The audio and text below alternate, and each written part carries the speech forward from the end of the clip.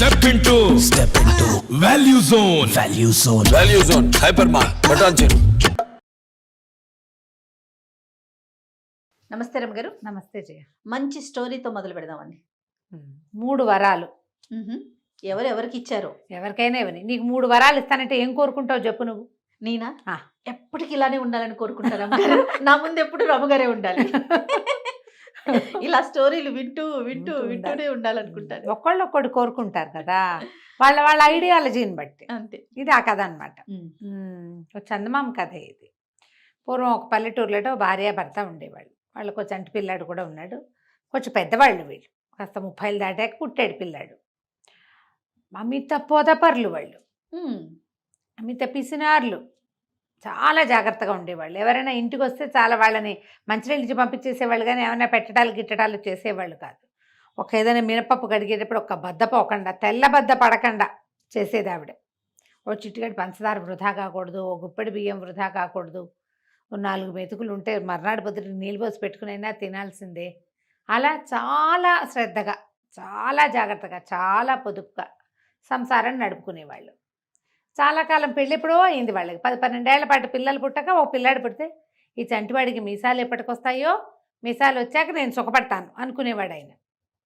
పుట్టిన చంటాడికి ఎప్పటికి రావాలి మీసాలు బుజ్జివాడికి, అలా అనుకునేవాడు. వాడికి 10 నెలలు 8-9 నెలల్లో ఉండగా ఒకరోజు మంచి వాన పడుతుంది. వీళ్ళు పొద్దున్న రాత్రి ఏం వండుకోకుండా పొద్దుటిదో 2 గుప్పెళ్ళు అన్నం ఉంటే కాస్త చారు పోసుకుని ఓ రొట్టె ఏదో చేసుకుని తినేశారు. పొద్దున్న వార్చిన గంజి ఇక చల్లగా ఉంది, రాత్రి ఎందుకులే పదే బాత్రూమ్కి వెళ్ళాల్సి వస్తుంది, రాత్రిపూట గంజి పోసుకోకూడదు, రేపు పొద్దుటికి పోసుకుందామని గంజిలో ఈ మిగిలిన అన్నంలో ఓ గుప్పెడేసి ఓ పక్కన పెట్టుకుంది. ఒక 11 గంటలు, 10:30-11 గంటలకి ఎవరో తలుపు కొట్టారు. సరే తలుపు తీశారు కదా, ఒక సాధువు, బిచ్చగాడు, బైరాగి, సన్యాసి ఆ మధ్య రకంగా ఉన్నాడు ఒక ఆయన. చటుక్కుని లోపలికి వచ్చేసాడు. ఆయన బాగా తడిసిపోయి ఉన్నాడు, ఇల్లంతా తడిసిపోతోంది అతను ఆ తడితోటి. మిమ్మల్ని చూస్తే ఆతిథ్యం ఇచ్చేవాళ్ళలాగానే ఉన్నారు, మీరు ఉంచుకున్న గంజే కాస్త పోసి మీరు పడుకునే చోటే ఓ పక్కేస్తే నా దారినే పడుకుని రేపు పొద్దున వెళ్ళిపోతా అన్నాడు. కాదంటానికి ఇంకోటో కనపడలా, ఏమనాలో తెలియలేదు. మీరు ఆతిథ్యం ఇచ్చేవాళ్ళలాగానే ఉన్నారు, మీ మొహాలు చూస్తే బాగున్నాయి అని పాట పాడాక ఏమంటారు? అయ్యో ఇల్లంతా తడిసిపోతోందని.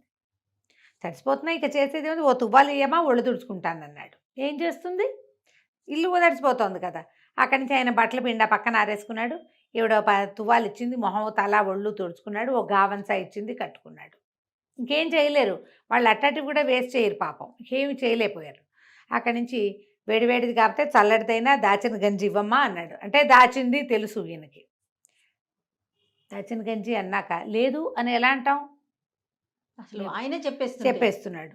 అక్కడి నుంచి ఏం చేశారు, ఎవరు ఏమిటి అని కనుక్కుంటే ఈయన అన్నాడు, అసలు ఎవరు ఆతిథ్యం ఇస్తారు ఏమిటో చూద్దామని బయలుదేరాక అంతా నానుకుంటూ వచ్చాను, బంగారు కొండలు మీరు కనపడ్డారు, మీ ఇల్లు కనపడింది అని చెప్పి చాలా ఉత్సాహంగా మాట్లాడాడు. పిల్లాడికి ఎంత వయసు, మీకు ఎంత వయసు, ఇల్లు ఏమిటి, వాకిలు ఏమిటి, ఏముంది ఏమి లేదు అన్నీ కనుక్కున్నాడు. అంతా కనుక్కుని సరే ఆవిడ ఇంకేం చేస్తుంది, గంజి రేపొద్దుటికి బ్రేక్ఫాస్ట్ ఉంచుకున్నది ఇచ్చేసింది. తాగేశాడు. పక్కేయమ్మా అన్నాడు. ఓ కుంపటి వెలిగించి పెట్టుకున్నారు. ఉయ్యాల్లో చంటివాడు ఉన్నాడు. వీళ్ళిద్దరికీ చెరుకో మంచం ఉంది భార్య భర్తకి. ఆయనకు కూడా ఓ పక్కేశారు.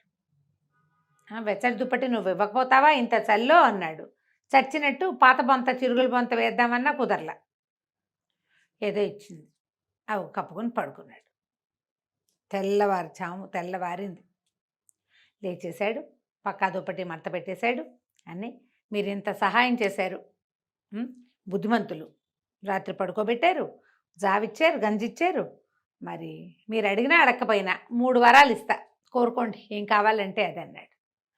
ఈ కోరుకోండి అనేసరికి అంతకుముందు ఇట్లా ఒగ్గుగా ముసిలిగా ఒక రకంగా ఉన్న ఆయన రాత్రి ఉన్నట్టుగా ఇప్పుడు లేడు, కొంచెం దిట్టంగా కనపడుతున్నాడు. మనిషి కొంచెం సాగినట్టున్నాడు, మొహంలో ఏదో వికాసం కూడా వచ్చింది ఆయనకి. 3 వరాలు అడిగేసరికి వీళ్ళు బాగా ఆలోచించారు. ఇద్దరు ఆలోచించి ఏం చేద్దాం అని అనుకున్నారు. ఈయన ఏమనుకున్నాడు, ఈయనకి ఎప్పటి నుంచో కోరిక ఏమిటి, చంటివాడికి మీసాలు రావాలి, నాకేం కోరికలు ఉన్నాయండి, కోరికలు ఏం లేవు. నా చంటాడికి మీసాలు వస్తే చాలు. ఈవిడేం కోరుకుంది, ఏది ముట్టుకుంటే అది ఇంత బారైపోవాలి అని కోరుకుంది. ఈవిడేమనుకుంది, పొద్దున్నే బంగారపు కాసు తీసి ముట్టుకుంటే అది ఇంత పొడుగు కడ్డీ అయిపోతుంది. ఏ బెండకాయో ముట్టుకుంటే ఒక బెండకాయ ఇంత బారు సాగిపోయి ఒక పూటకు సరిపోతుంది. వంకాయ ముట్టుకున్నా, వంకాయ ఇంత పొడుగు అయిపోయింది. 10 వంకాయలు దొరకకుండా ఓ వంకాయ దొరుకుంటే కూర అయిపోదు. తోటకూర కాడ ఇంత ఉంటుంది, దాన్ని పుచ్చుకుంటే 10 కాడల సైజు అయిందనుకో, ఒక్క కాడే సరిపోతుంది. బంగారు కాసు పుచ్చుకుంటే ఇంత అయిపోతుంది. అవి ఊహించుకుని నేను ఏది ముట్టుకుంటే అది సాగిపోవాలి అని కోరుకుంది. అయిందా? ఆయన ఏం చేశాడు, అలాగే ఈ 2 కోరికలు తీరాక మీకు నచ్చితే 3వ వరం కూడా ఇస్తానే అని చెప్పి వెళ్ళి వాకిట్టు కూర్చున్నాడు. ఇంతలో ఉయ్యాల నుంచి కేవ్వమని కేకమైనప్పటికీ పిల్లాడు మొయ్యోమని మొత్తుకుంటున్నాడు. తీరా చూస్తే 10వ నెలల చంటి పిల్లాడికి పెద్ద పెద్ద బుంగ మీసాలు వచ్చేసాయి. ఆ మీసాలు గుచ్చుకుని మొయ్యో కొయ్యోమని వాడికి ఏడుపు. ఈవిడేం చేసింది, అయ్యో అయ్యో అని ఉయ్యాల దగ్గరికి వెళ్తూ పెద్దగా తుమ్ము వచ్చింది. హ్యాచ్ అని తుమ్ము వచ్చేసరికి ఏం చేస్తాం, ఆటోమేటిక్గా ముక్కు ముట్టుకుంటావా? ముక్కు ముట్టుకోగానే ముక్కు ఇంత పడుకుని సాగిపోయి నేలకు తగులుతాం. ముట్టుకుంది కదా, ఏది పట్టుకుంటే అది పొడుగైపోవాలి. ఉయ్యాల పుచ్చుకుంటే ఏమయ్యేదో ముక్కు పుచ్చుకుంది. ఇంకేముంది, చూసుకున్నారు ఇద్దరు. పిల్లాడికి మిసాలు వచ్చేసాయి, ఈవిడ ముక్కు ఇంత పొడుగు సాగిపోయింది. ఇహ లబో దిబో, అయ్యయ్యో ఇదేమిటి ఇట్టాటి కోరికలు కోరుకున్నాము, ఈ చంటివాడికి మీసాలేమిటి, వాడేమో మొయ్యోమని ఏడుస్తున్నాడు. రోజు చక్కగా చిలకలాగా నవ్వుతూ నిద్రలేచే పిల్లవెధవ ఏడ్చేడ్చి శోకాలు పెట్టేస్తున్నాడు. ఆ మీసాలతోటి వాడిని ఎట్టవాడికి ఏం పాలిస్తారు, ఏం అన్నం పెడతారు? లబో దిబో. ఆవిడేమో ఇదేమిటి ఈ ముక్కుతో వీధిలోకి ఎలా వెళ్ళాలి, ఇది సాగిపోయింది, ఇంకా ఏమేమి సాగిపోతాయో ఆ భయం పట్టుకుంది ఆవిడకి. సరే అక్కడి నుంచి పరిగెత్తుకుంటూ వెళ్ళారు. ఆయన వీధి వాకిట్లో అరుగు కొసన దిగడానికి సిద్ధంగా అరుగు కొసన కూర్చుని ఉన్నాడు. పరిగెత్తుకుంటూ వెళ్ళారు. అప్పుడు చూస్తే ఈ 2 వరాలు ఇచ్చిన ఆయన ధగధగలాడే బట్టలతోటి తలతల్లాడుతూ నుంచునున్నాడు. ముష్టిగా ముసిలిగా బైరాగిగా అలాగ లేడు, బాగున్నాడు. బాబుని మీకు దండం పెడతాము, మాకు ఇచ్చిన 2 వరాలు తీసేసుకొని ఆయన అదే మా 3వ వరం అనుకో. మేమేమనుకున్నాం, ఈ 2 వరాలతోటి ఏమిటో పెద్ద అయిపోతాం అనుకున్నాం. పెద్ద కాదు, ఇది అయిపోయాం. తీసేసుకో బాబు మీ 3వ వరం, ఇవన్నీ తీసేసుకుంటే ఆయన నవ్వుతూ తీసేసుకున్నాడు. సరే అన్నాడు. పిల్లాడు ఏడవడం మానేశాడు. ఈవిడ ముక్కు మామూలు సైజుకి వచ్చేసింది. ఆయనకి రెక్కలు వచ్చేసాయి. ఆ బైరాగికి ఆ రెక్కలు ఎగరేసుకుని వెళ్ళిపోయాడు. ఊళ్ళో ఉన్న పురోహితుడిని అడిగారు, ఏమిటో ఇట్లా జరిగింది మా ఇంట్లో అంటే, ఆయన ఎవరికైనా ఓ 3 వరాలు ఇవ్వాలి, సహాయం పొందాలి, వరాలు ఇవ్వాలి అని కొంతమంది గంధర్వులకేవో శాపాలు ఉండుంటాయి. ఆయన మీ ఇంటికి వచ్చాడు, మీరు సహాయం చేశారు, మీ బాకీ ఆయన తీర్చేశాడు అంతే. ఇప్పుడు వరాలు కనుక మీరు తెలివిగా అడుగుంటే ఆయన దొరికేవాడు.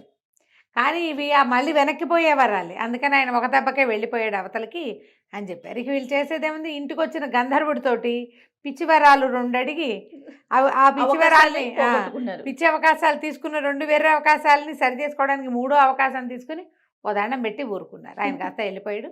వీళ్ళు యథాప్రకారం మామూలుగా జాగ్రత్త జీవితాలతో ఉన్నారు. కథ కంచికి మనం ఇంటికి. చాలా బాగుంది రమ్మ. కానీ నిజంగా అలాంటి అవకాశం ఉంటే వెంటనే చెప్పలేకపోతాం రమ్మగారు. నీకేం కావాలి అని అడగంగా అంటాం పైకి, తీసుకోవాలి, అది తీసుకోవాలి, ఇది తీసుకోవాలి, నానా ప్రశ్నలు అనమాట. వెంటనే కళ్ళు పైకి వెళ్ళిపోతాయి. మనకి ఏం కావాలి, అసలు నీకేం కావాలి అని అడిగినా కూడా చాలా మంది జయ నీకేం ఇష్టం అని అడిగితే చెప్పలేరు జయ. నిజంగా ఎక్కడ నువ్వు హ్యాపీగా ఉంటావు అనే ఫీల్ని ఎక్స్ప్రెస్ చేయలేకపోతారు. ఇప్పుడు సినిమాటిక్గా నేర్చుకున్నారు కానీ జనాలు నిజానికి రాదు. అవన్నీ ఒక లిస్టు పెట్టుకుని ఎవరిని అడిగితే చెప్పడానికి రాసి పెట్టుకుంటున్నారు. నిజంగా ప్రశ్న అడిగితే అసలు నీకేం కావాలి అని అడిగితే చెప్పలేకపోతాం. మీకేం కావాలి రమ్మగారు? తెలియజేయ నాకు కూడా కదా రమ్మగారు. అసలు మనకి ఏం కావాలి అనే విషయం క్లారిటీ లేదు. మనం నిజం అనుకుంటున్నా నేను, నాకు అది కావాలి అని నేను చెప్పలేను. ఎప్పుడు అది వచ్చాక ఇంకోటి అయితే లేదనిపిస్తుంది కదా. మారిపోతుంటాయి, మానవ సహజమేమో. అంతే, ప్రయారిటీస్ మారిపోతుంటాయి కదా, కోరికలు మారిపోతాయి. రైట్ రమ్మగారు. నమస్తే. నమస్తే జయ.